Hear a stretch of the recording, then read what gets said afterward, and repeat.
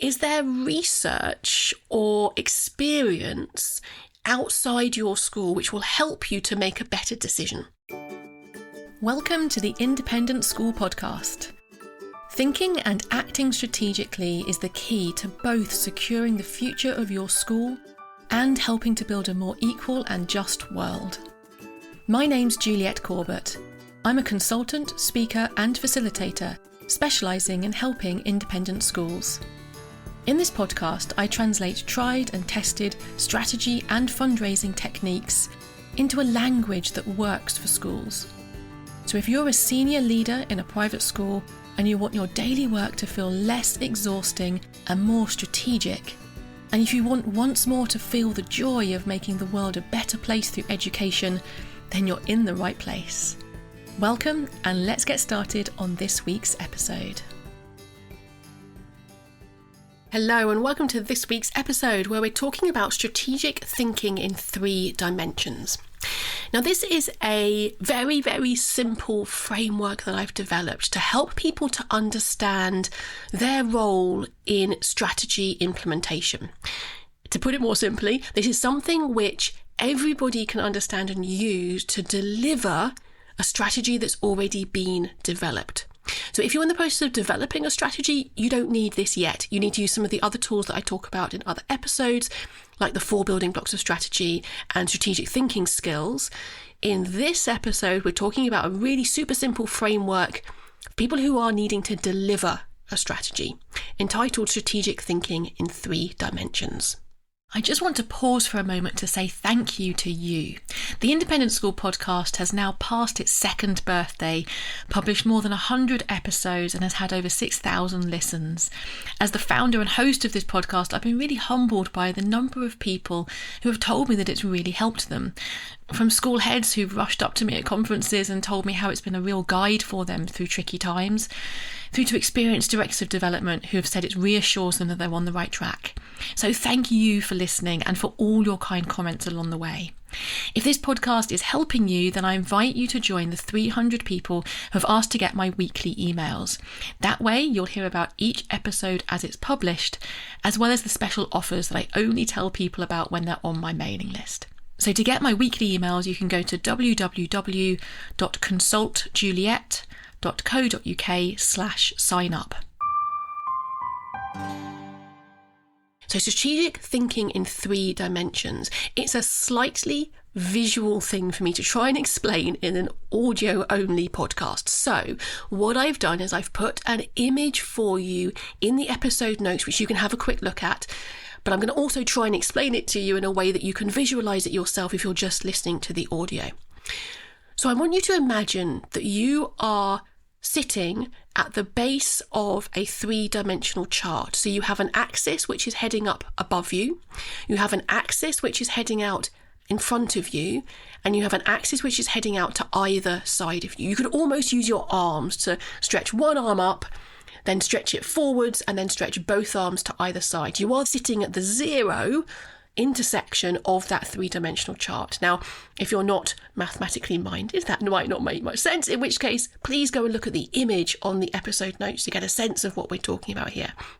These are the 3 dimensions that I'm going to be talking you through. The first one is I want you to be able to look up. This is the axis which is heading up ahead of you, the arm which is stretching over your head. Secondly, I want you to be able to look around. These are the arms that are heading out left and right of you on your axes. And then finally, I want you to be able to look ahead. This is the arm which is in the axis which is heading out ahead of you, in front of you. So let's talk through each of these dimensions in turn. First of all, the first dimension is to look up. This is all about aligning a decision that you are about to make with the strategy that you are trying to deliver as part of this team within the school. So the questions that you can ask yourself is, as I'm making this decision that I have to make in the next few minutes, how does this decision connect to the overall strategy of the school? What are the connections between what I'm trying to do and the vision, the values, the ethos, the strategic pillars and priorities that are all explained within the strategic plan? And then, once you've identified the connections between the decision you're about to make and the overall strategy, It's how can I best deliver that overall strategy in the decision that I'm about to make. So to give an example, to make this a little bit more tangible, let's think about something that's not teaching. Let's think about a member of the grounds team, the gardens team, who are thinking about how to create planting plans for the gardens for next year. That's the decision that they're making as a team over the next hour. The first thing to think about is, how does this decision connect to the overall strategy? There might be an arm of your strategic plan or a pillar of your strategic plan which is around environmental impact and trying to limit the environmental impact of the school overall, in which case a critical part of your decision-making process as you're thinking about your planting plan is, how can we make sure the decisions we make are as environmentally sustainable as possible? And that might influence all sorts of things to do with the type of compost you're using, the balance between annual plants and perennial plants, the way in which you're mowing all of your grass or leaving some of it to grow into meadow and wildflower meadow. All of those decisions which don't intrinsically feel like they're strategic decisions, they are. All of those little decisions build up to your ability as a whole school to deliver that environmental sustainability pillar of your strategic plan. Obviously, that's an example in the kind of outside the classroom. It's all relevant within the classroom as well. So generally speaking, strategic plans for schools will either implicitly or explicitly be balancing all sorts of areas which could potentially feel like there's a tension or there's two different directions that you can go. So for example, does the values and the ethos of your school and the strategic plan of your school emphasise academic achievement alongside well-being? Is there a tension between the two? Sometimes there is, not always, but sometimes there is.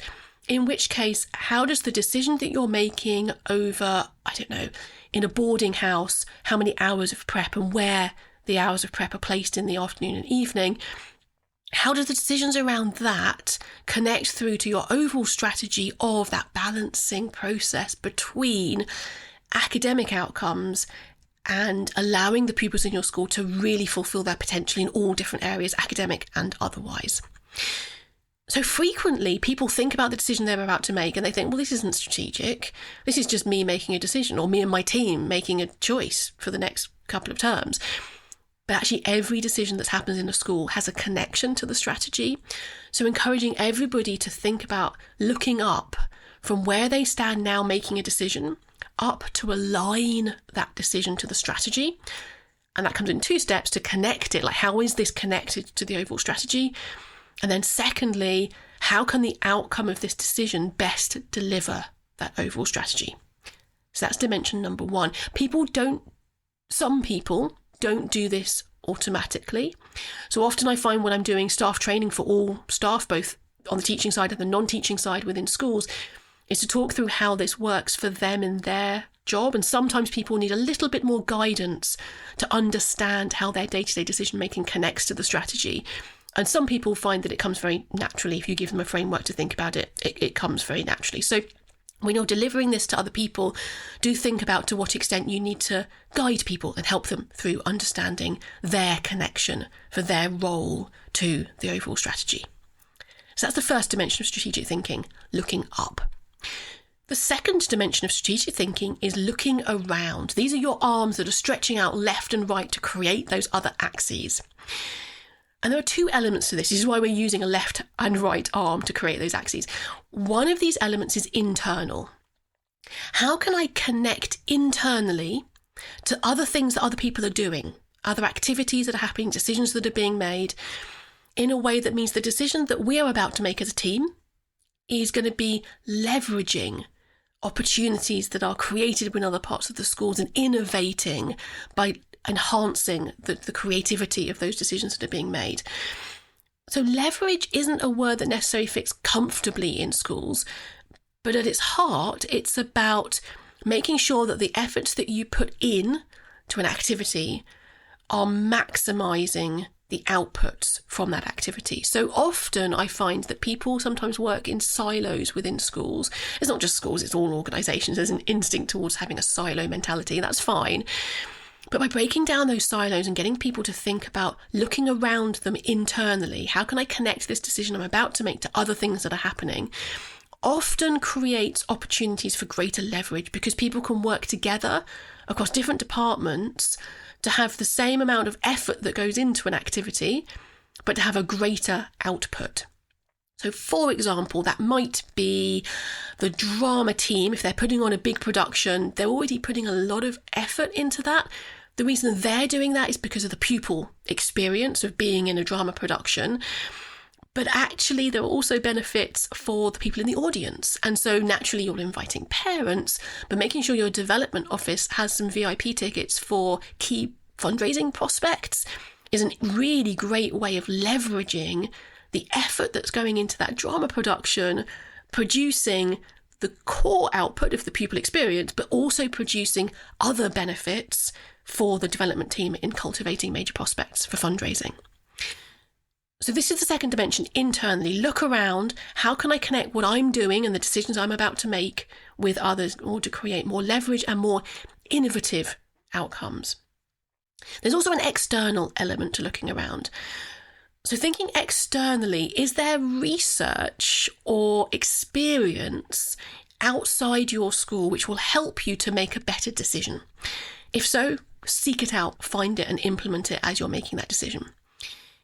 And then also thinking about the external environment. How are things that are changing in the external environment, so things that are happening within society, within politics, within the economy, within climate change and the impact of climate change, how are the impacts or the trends of those things that are happening in the external environment impacting on the decision that you're about to make? So you're not encouraging people to just look around them internally.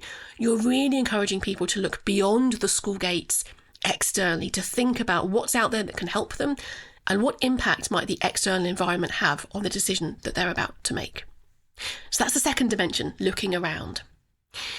The third dimension of strategic thinking is about looking ahead, and this is the arm that you might have stretched out in front of you. Looking ahead through time, forward thinking. So this is about thinking about what might the future impacts of this decision I'm about to make be. It may be that there are unintended consequences that play out through time, which you want to encourage people to think about in advance before they make the decision today. But equally importantly, often when we're thinking forward through time, it's about thinking, how can I build in flexibility to this decision? Sometimes we are thinking about a strategic decision where we don't have all the information at our fingertips. We don't know enough to make the final call right now. So what we're often doing is creating opportunities for strategic trial and error to generate the information that you will need over the next 6 months or even a year, which can then enable you to make the call on this particular decision. And what you're doing during that time is not only information gathering, which is very important, but also you're building flexibility in, because that strategic trial and error allows you to explore what's working, what's not working, in a way that you can then use that flexibility to tweak and change it over time. So the final decision, which may not happen for another year, is far more strategically robust as a result of that idea of looking ahead through time and planning things out in terms of the information that you want to gather and the strategic trial and error you want to undertake over a period of time. And then also, when we're thinking about looking ahead, we're anticipating future trends in the external environment which might impact that decision. So we're encouraging people to think about, even if you have all the information today to make this choice, what could change over time, which would mean that one decision rather than another, one choice rather than another, is more strategically robust at this point in time. So hopefully you've got an image in your head. You're able to understand the visual element of what I'm explaining here about strategic thinking in 3 dimensions. The first dimension is to look up, to align the decision that you're making to the strategic plan. The second dimension is to look around, both internally and externally. And then the third dimension of strategic thinking is to look ahead, to think forward through time about the way things might play out over a period of time. I'd love to hear your feedback. I created this framework a number of years ago. In actual fact, I created it by accident, sitting on a sofa with a head who had asked me a question about how they wanted their staff to be able to access the strategy in a more user-friendly kind of way. And I actually stretched my arms out and explained, well, I suppose there's 3 dimensions to this. And kind of my arms started going forwards, out, up, etc., etc. And he really kind of thought, oh, okay, this is really helpful. To be completely honest, I think he thought I developed the idea in advance. I did actually admit to him afterwards, no, I developed that on your sofa, because it was in response to a real world challenge that we were facing in enhancing strategic thinking in that particular school. I've used it to do staff training a number of times, many, many, many times since, and I found that it has resonated with people in a way that sometimes using the word strategy alienates them, but this feels more usable for them. So I would love to hear your feedback. I'm always looking to improve what I'm doing and improve my frameworks more. So if you have thoughts, do let me know. That's it for this week, and I look forward to talking to you again next time. Have a strategic week. Bye-bye then. Thanks for listening to the Independent School Podcast, the podcast that helps senior leaders in private schools to think and act more strategically, both because they want to secure the future of their school and because they want to help build a more equal and just world. You can listen in everywhere that podcasts are available. And if you want to catch up on previous episodes or follow any of the links that I've mentioned today, just head over to www.consultjuliet.co.uk/podcast.